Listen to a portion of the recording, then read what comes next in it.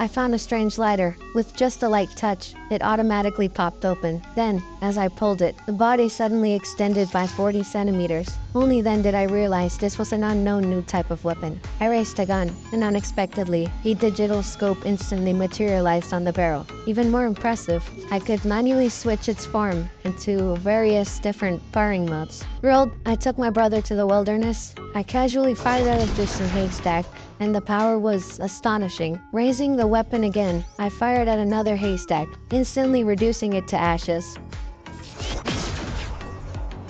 Oh my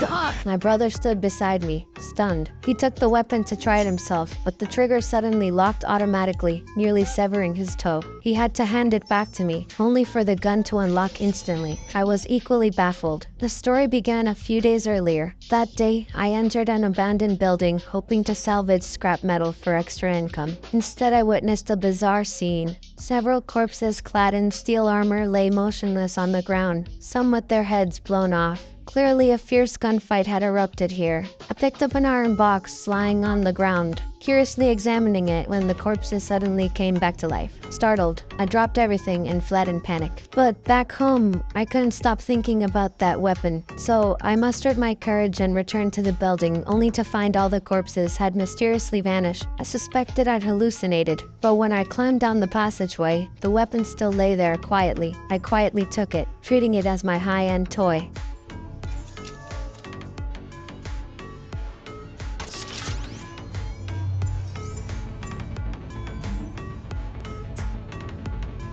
Later, my brother caused trouble at a bar and was surrounded by several security guards. To rescue him, I had no choice but to pull out the weapon and warn the crowd. The guards thought I was just scaring them with a toy, but the next second, they were all stunned.